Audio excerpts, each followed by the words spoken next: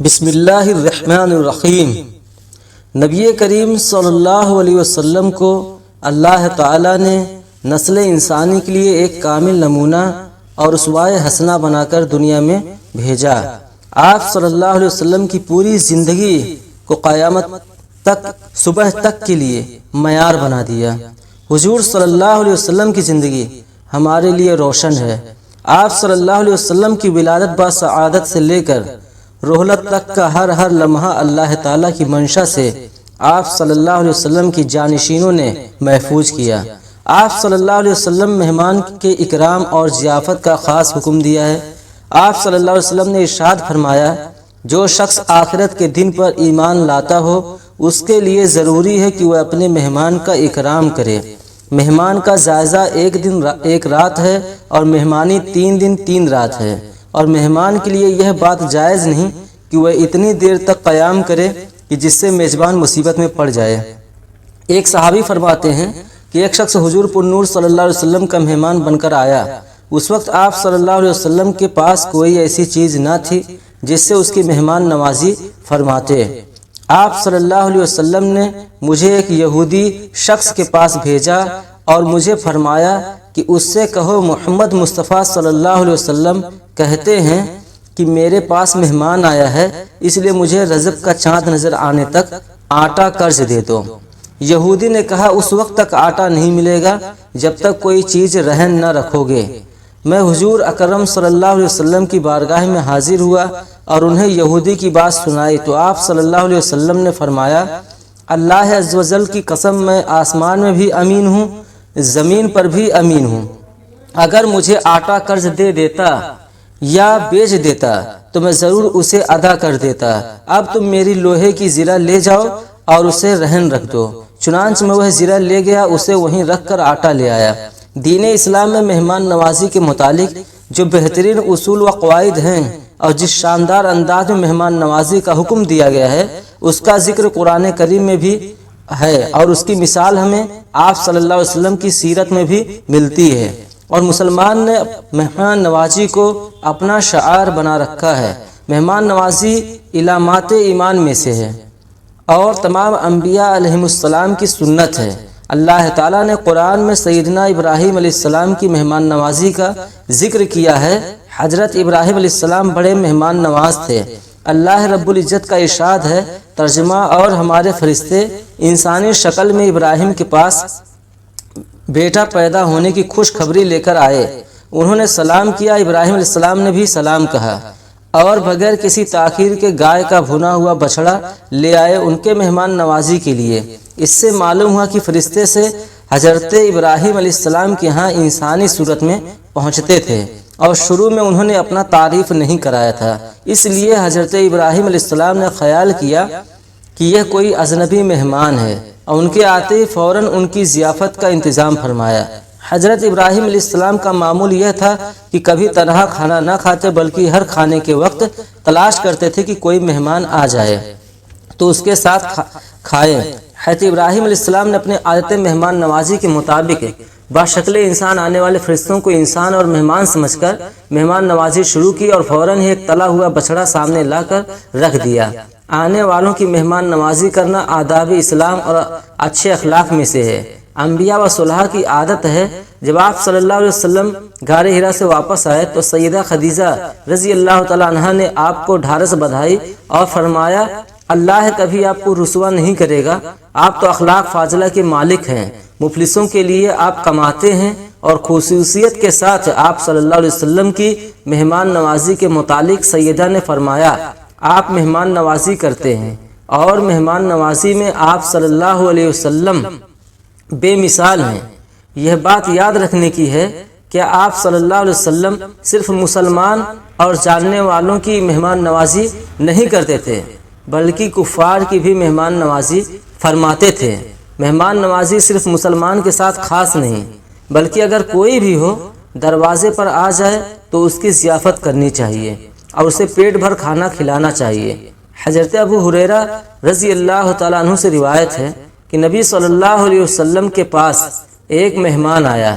وہ شخص کافر تھا، رسول اللہ صلی اللہ علیہ وسلم نے اس کے لیے ایک بکری کا دودھ دوہنے کا حکم دیا، اس نے دودھ پی لیا۔ پھر دوسری بکری کا دودھ دھونے کا حکم دیا، اس نے اس کو بھی پی لیا۔ پھر ایک بکری کا دودھ دھونے کا حکم دیا، اس نے اس کو بھی پی لیا، حتیٰ کہ اس نے اسی طرح 7 بکریوں کا دودھ پی لیا۔ پھر اس نے صبح کو اسلام قبول کر لیا۔ اسی طرح ایک مرتبہ آپ صلی اللہ علیہ وسلم کے پاس ایک مہمان آیا تو آپ صلی اللہ علیہ وسلم نے ایک یہودی کے پاس اپنی رہن یعنی گروی رکھ کر اس کی ضیافت فرمائے۔ آپ صلی اللہ علیہ وسلم کی بارگاہ میں جو بھی وفود آتے تھے ان کی خوب مہمان نوازی فرماتے تھے۔ حدیث کی کتاب میں آتا ہے کہ آپ صلی اللہ علیہ وسلم کی خدمت میں جو وفود آتے، آپ صلی اللہ علیہ وسلم کی ان کی خاطرداری اور مہمان نوازی کا ذمہ صحابہ کے سپرد فرماتے تھے۔ ایک دفعہ قبیلہ عبد القیس کے مسلمانوں کا وفد آپ صلی اللہ علیہ وسلم کی خدمت میں حاضر ہوا تو آپ نے انصار کو ان کی مہمان نوازی کا ارشاد فرمایا۔ چنانچہ انصار ان مہمانوں کو اپنے ساتھ لے گئے۔ صبح کے وقت وہ لوگ حاضر ہوئے تو آپ نے دریافت فرمایا کہ تمہارے میزبانوں نے تمہاری خاطرداری کیسے کی؟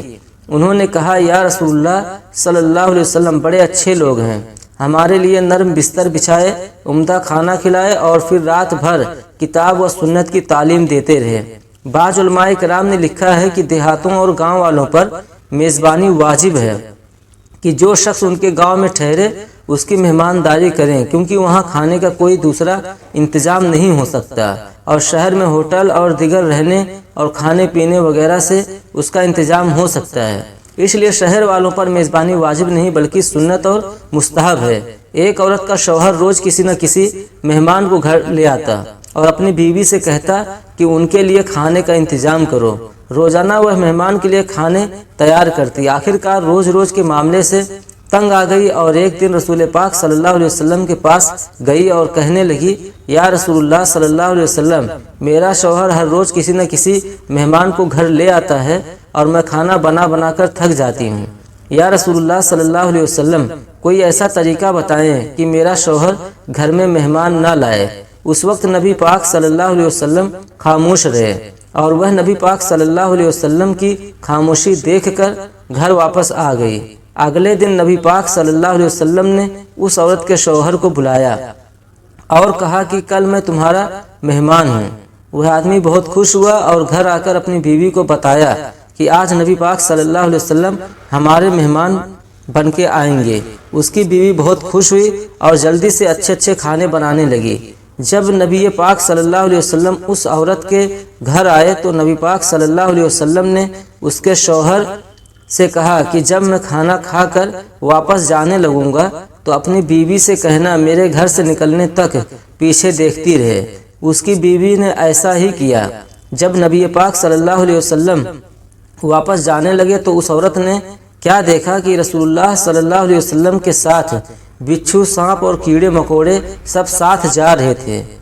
وہ منظر دیکھ کر بے ہوش ہو گئی۔ اگلے دن پھر نبی پاک صلی اللہ علیہ وسلم کے پاس گئی تو نبی پاک صلی اللہ علیہ وسلم نے اس عورت کو بتایا کہ مہمان اپنا نصیب خود لے کر آتا ہے اور جو مہمان کے لیے محنت کی جاتی ہے اس کے بدلے جب وہ واپس جاتا ہے تو ساتھ اس گھر سے ساری بلاؤں اور اس گھر کی سارے گناہ ساتھ لے جاتا ہے۔ اس لیے گھر آئے مہمان کی قدر کریں اور خوشی مہمان نوازی ضرور کریں۔ مہمان اللہ کی رحمت ہے جو اپنا نصیب لے کر آتے ہیں، لیکن بھائی افسوس کی بات کہنا پڑتا ہے کہ آپ صلی اللہ علیہ وسلم اور صحابہ کرام و بزرگوں کے اتنے شاندار اسوہ ہونے کے باوجود بھی مسلمانوں میں مجموعی طور پر مہمان نوازی کی صفت ختم ہوتی جا رہی ہے۔ ہمیں چاہیے کہ وجاداری کے بجائے گھر میں جو ماحضر ہے اس کو مہمان کے سامنے خندہ پیشانی سے پیش کریں تاکہ مہمان نوازی بھی ہو اور ثواب بھی ملے۔ گھر میں کچھ خاص نہ ہونے کی وجہ سے مہمان نوازوں کو ترک کرنا مناسب نہیں۔ آپ صلی اللہ علیہ وسلم اور آپ کے صحابہ کرام و اہل بیت کی سیرت ہمارے سامنے ہے۔ آپ صلی اللہ علیہ وسلم نے کبھی بھی مہمانوں کو بغیر مہمان نوازی اور اکرام کے نہیں جانے دیا۔ آپ صلی اللہ علیہ وسلم نے ہمیں طریقہ بھی سکھایا کہ کس طرح مہمان کی مہمان نوازی کرنی چاہیے اور کتنے دن تک کرنی ہے، اور ساتھ یہ بھی بتایا کہ میزبان کو کیا کرنا چاہیے اور ان تمام حرکات و سکنات سے بچنے کی ترکیب دی جن سے مہمان کو تکلیف کا احساس ہوا۔ یقیناً ایسا کرنے سے باہمی محبت کم ہو کر مہمان نوازی ایک رسم بن جاتی ہے، جس سے اسلامی اخوت و محبت کا رشتہ کم ہو جاتا ہے اور معاشرہ تباہی کی طرف چلا جاتا ہے۔ اللہ ہم سب کو ہدایت دے اور ہمیں مہمان نوازی کرنے کی توفیق عطا فرمائے۔ اللہ تعالیٰ جہاں کہیں بھی مسلمان بھائی ہمارے موجود ہیں ان کی پریشانیوں کو ختم کر دے اور مسلمان کی جان مال عزت کی حفاظت فرمائے۔ اللہ تعالیٰ ہمارے والدین کی حفاظت فرمائے۔ اللہ تعالیٰ اسلام کا بول بالا کرے، آمین۔ دوستو چینل کو سبسکرائب کر لیجئے اور ساتھ میں بیل آئیکن کو بھی دبا دیجئے تاکہ جب بھی کوئی اس طرح کی ویڈیو میں اپلوڈ کروں تو آپ تک پہنچ جائے۔ ملتے ہیں نیکسٹ ویڈیو میں۔ خدا حافظ۔